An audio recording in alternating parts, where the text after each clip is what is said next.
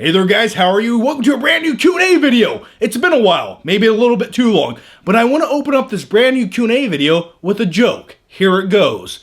What did one orphan say to the other orphan? Robin, get to the Batmobile.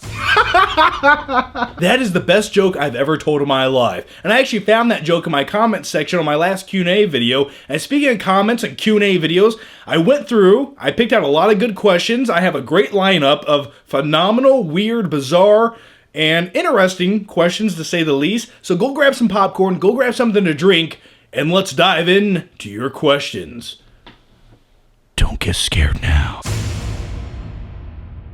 Okay, and the first question up, and this really sets the tone of the video. Marry, kill, bang. Batman, Superman, or Spider-Man? Now I'm going to be honest, I gave this question a lot of thought, maybe too much thought. But here's what I would do if I had to decide between the three. I would kill Superman immediately. He's kind of a boring dude, he's a little too powerful, so if we got in some kind of argument, he's just going to kick my ass and there's nothing I can do about it, because I'm just a dude. How am I can't get my hands on some kryptonite to kill him. So yeah, Superman's just kind of boring and I wouldn't want to hang out with him. Spider-Man, I would probably marry Spider-Man, and I'm going to tell you why. Spider-Man, out of all those heroes, is the smallest, most feminine one. So if I had to marry the guy, it'd be okay. Plus he can shoot web. That just sounds like a fun Friday night. And you have Batman. Now, I would bang Batman. Do I really need a reason? Just that gadget belt alone just... Plus he's got the Batmobile. I mean... He knows how to warm a dude up.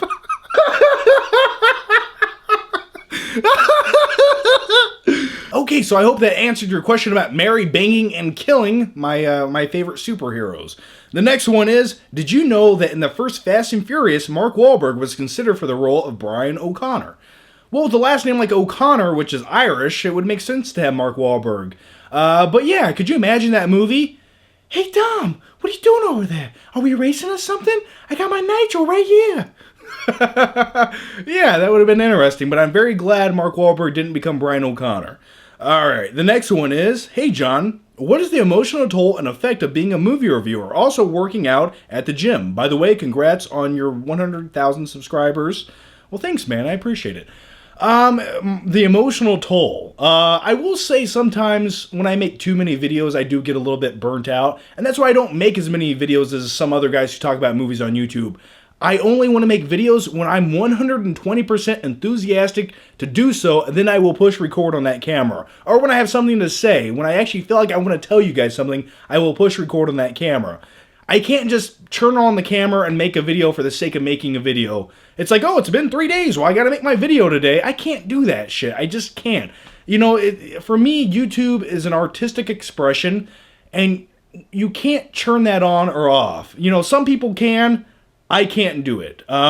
Because I find myself, when I force myself to make a video in a timely fashion, and I don't want to do it, it's not a good video. It's one of those videos where I don't want to go back and ever watch it. I'm not proud of it. I hate everything about it. So there is an emotional toll and an emotional impact. And some days, I'll be honest with you, I'd rather just go to the gym, work out. You know, it's a stress reliever, and it makes me feel better about myself and what I'm doing in life.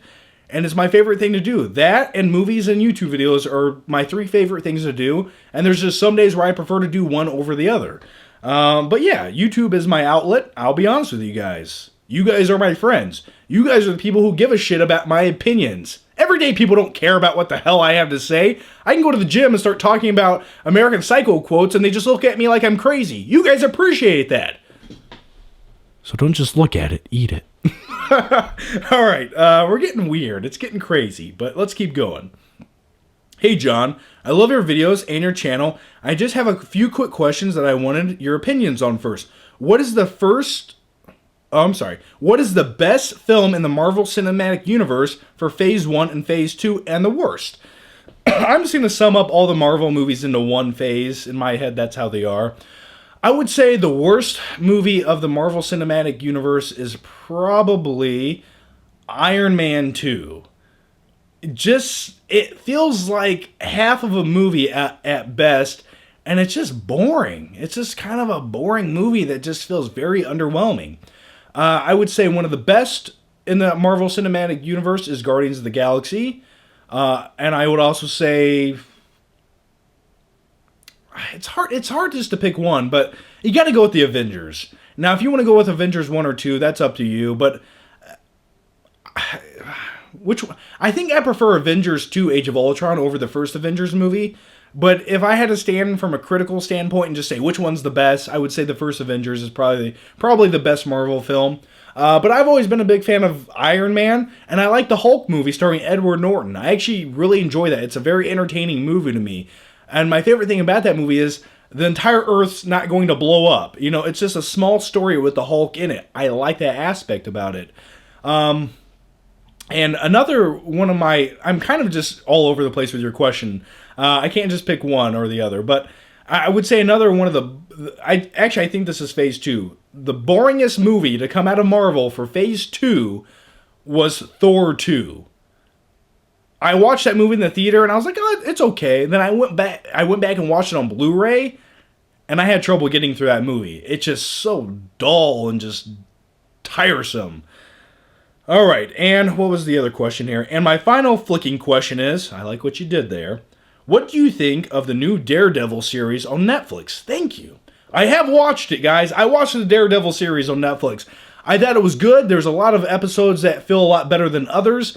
At the end of the day, it does feel like a TV episodic with a superhero in it. Sometimes it's a little underwhelming, I'm not going to lie. Some of the plots are a little bit boring. I mean, I think they do what they can with it, but when can we just, like, take that level of intensity that Breaking Bad gave us and do that with something like Daredevil? Put me on the edge of my seat. I don't want to just see fight bad guys. It just doesn't do anything for me. I've just never been a big fan of superhero TV shows. I prefer movie versions and incarnations. But by the way, speaking of TV shows, yeah, Game of Thrones. The last episode just aired last week. Cersei, walking naked. I'm not going to say anything more. Intense. But yeah, I love Game of Thrones. Favorite TV show of all time now. All right. Hey, John, how many hours do you recommend for time in the gym, and what do you think about during your workout? Oh, what? Well, you don't want to know what I think about during my workout. Girls in yoga pants and techno metal music. No, he said, what do you drink during your workout? All right, so how long do I recommend going to the gym for? An hour or under an hour? For me, I stay there maybe 45 minutes. But for me, I superset everything. I never stop. Like, when I'm working out, I'm like walking to the next thing to do. I'm profusely sweating. I wipe it off. I do take a few breaks here and there, but you know, sometimes I go to the gym, I see people do 4 or 5 sets in 45 minutes of a workout. I do 10, maybe 15 different sets of things. I never let up. And that's just, if I stop for too long, I find myself getting tired and cold and I want to collapse. So I hit it hard. I hit it quick. I get in, I get out. That's the motto of life. What do I drink during my workout? Well, before I work out, I drink pre-workout. I drink Mr. Hyde, maybe 2 to 3 scoops. Some days if I'm feeling a little bit frisky, 4 scoops. And then I lick a battery just to feel something again. And my spine explodes and my head melts. But yeah, I drink Mr. Hyde. It's the only pre-workout I like. I've tried a whole bunch of other ones. They don't do shit. They suck. They're just not good. I drink C4. It's like nothing to me. So Mr. Hyde is what I recommend, and definitely check that out. But what do I drink during my workout? I drink water. I have a shaker bottle, and I just keep filling it up throughout my workout. I probably drink like, I don't know, 5 or 6 cups in the shaker bottle of water by the end of my 45-minute workout. So yeah, a lot of sweating. Profuse sweating. All right. Do you jog when you work out? Only to the next workout. I think, do you mean, do I jog like as part of a workout? No, I never jog. I don't like it. I just don't like it. And as far as cardio goes, I get that in during my workout. Cardio is just an increased heart rate, and if your heart rate's pumping the entire workout, well, that's technically cardio, and that's what I do. All right. What is your favorite training montage from any movie? Rocky IV is mine by far. You know what? I would definitely agree with you. The training montage in Rocky IV, where he goes to Russia, He climbs a mountain and screams, Dragoff! And don't forget, he's chopping wood and doing setups and, yeah, pretty intense. And plus, when you really break down the movie of Rocky IV, really go back and watch Rocky IV and think about this. That movie is nothing but training montage sequences with 80s music. I'm telling you, it feels like it's an hour-long movie with like 8 training montage sequences in it. It's like, it has the one scene where he rides up to the statue and he just stares at it on his motorcycle and it's playing some 80s like rock ballad. Phenomenal. I really enjoyed it. All right. But yeah, I'd go with Rocky IV. How many times should you watch a movie before buying it on Blu-ray? If you like the movie once, go buy it on Blu-ray, because you'll probably like it again. That's my motto. Are you Scarlett Johansson's long-lost brother? I can't tell you how many times I've gotten that question. Probably at least 3,000 times on YouTube. And if I was, I assure you I would capitalize on that fact. Like, you would just see me in the back of every extra scene on the Avengers, just going, because she's my sister. She got me the gig. All right. John, if they made a film about your life, who would you want to play you? That's a tough question. I would say maybe like Leonardo DiCaprio. He could play like me in my 30s to whenever.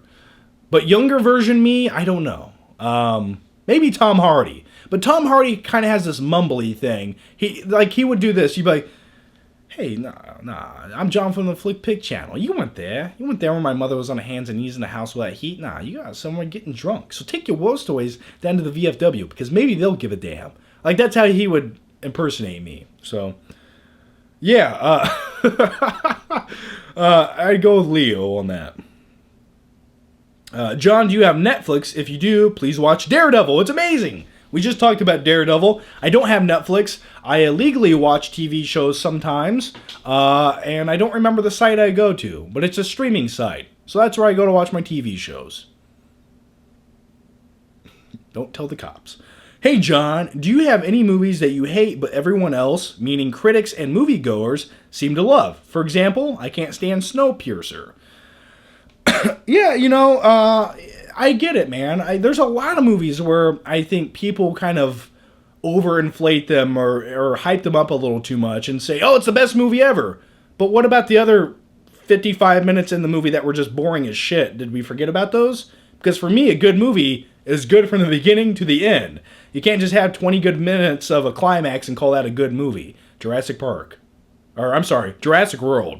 Yeah. I went back and watched that movie again. The first 45 minutes of that movie are just, you don't want to be there. But that's just me. Yeah, okay, a few of mine would be the movie Traffic. The movie Traffic is hard to watch. It was extremely overrated when it came out. Dances with Wolves is way too long. I like Kevin Costner. I like the whole Indian thing. But man, that movie's just... They didn't know how to pace that movie out. There were some scenes that should have just been cut.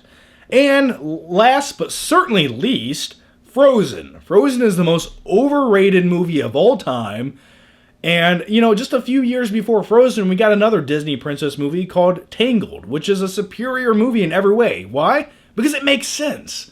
Frozen is just a collage of random bullshit happening with some really good girly songs that little girls connect to. So when they start singing them at home, their parents run out and buy every piece of merchandise they possibly can to put a smile on their kid's face. I remember one time I was at Walmart and they had duct tape with Frozen on it. Duct tape with Frozen on it. Now, do little girls use duct tape, or do creepy old bastards who abduct little girls use duct tape? You tell me the marketing decision behind that one. Disney? I'm watching you. All right. All right. John, if you had to choose to only see Batman v Superman, Star Wars Episode 7, or Captain America Civil War, what would you pick? You can only watch one and never see the other two. That scares me. Like, you scared me with I could never see the other two. That scares me. Like, if I could, I had to wait, a month, and then I could live with that, but never see the other two. Shit, man. Well, you can't do that to me. That's absurd. I know the right answer is to say Star Wars Episode 7. I know that's the right answer. But for me, I'm a Batman fanboy. I love the Vigilante a little too much. And even in the beginning of the video, I said if I had to bang one, I would bang him. And I stand by that. I would have to see Batman v Superman. I would have to see it. I would have to see that movie. Or else I would regret it the rest of my life. So I'm going to go with Batman v Superman. Please be a good movie. Alright. What is your favorite movie with American in the title? American Pie. That's a lie. Come on. You watch my channel. It's American Psycho. Alright. How come you never answer my questions? Because maybe if you asked one right there, I would have answered it. Alright. What is the most quotable movie? What are some of the most quotable movies in your opinion? I like movies with dark humor, but American Psycho, I could quote that movie all day long. Chris T, don't just look at it, eat it. The reason I just got weird right there is because I'm looking out my window where my shed is, and I think there's two birds humping each other on it. And I was just thinking how weird that was that I said that when I looked at it. Alright, the next one is, John, how much can you lift? How much can I lift? A small house and a medium-sized car. You know, I don't know. I never max out anything. I really don't. I mean, I'm all about reps. It's like whatever you can lift 8 times, that's what you can lift in my opinion. But right now, I would say I've been focusing on the incline bench press, and I put 245 pounds on it, and I did 8 reps for 3 sets. By the 3rd set, my arms almost snapped off, but I did 245 for 8 reps. Now, typically, if you can rep out something 8 times, you could probably increase that weight, at least 25 to 40%. So I would say, I don't know. I really don't even know. I would say if I put all my might in it, I could probably do 300. I don't know, man. I hate to even say that. I'm going to say 285 pounds on an incline bench press. As far as a flat bench press, no clue. Never tried to max out. All right. What is your favorite genre of a movie? That's a good question. Sometimes you want action adventure, sometimes you want sci-fi fantasy. I would say mix all those into one. I like sci-fi fantasy adventure. That right there would be my favorite kind of movie. I just like movies that go into space, they go on an adventure, and they explore things. And I'm not talking about something like Guardians of the Galaxy, which I really like the movie, but something a little bit more serious and a little bit more epic. Why can't we have one of the, like, we've had movies come out where they put a lot of money into the budget, like Interstellar. Why couldn't we get more out of that? Why couldn't we go to another planet with a civilization and really explore that aspect? The closest thing we've gotten in recent years is Avatar. I want something serious, though. That's just me. How can you tell a bully to piss off without hitting them? Good question. Unless you know a dark secret about this bully, like he, puts on his sister's underwear or something and listens to Lady Gaga music, and you can call him out on that or possibly blackmail him with it. I don't know. Violence is pretty much the answer to all problems in life. I mean, any bully that tries to bully someone, if you just give them a good slap in the face, they're going to leave you alone because they're hiding something. They have insecurities, so I know it's very illegal to hit people, but or at least what you could do, get in their face and scare the living shit out of them. Take some like Alka-Seltzer pills, right? And make sure it's in a public setting so everyone sees it, you have a crowd, and maybe put some of the Alka-Seltzer pills in your mouth, right? Make a scene in front of the bully and start foaming at the mouth. Just go fucking crazy and start screaming like you don't know when to stop. Like almost pretend like you want to murder somebody and you don't know how to control yourself. And you're foaming at the mouth. Keep that in mind. Maybe that'll scare them off. I don't know. Try that. Let me know how it works. All right. Hey, John, favorite sport to watch and then to play? Porn. Last 3 Blu-ray movies you watched in the Flick Cave.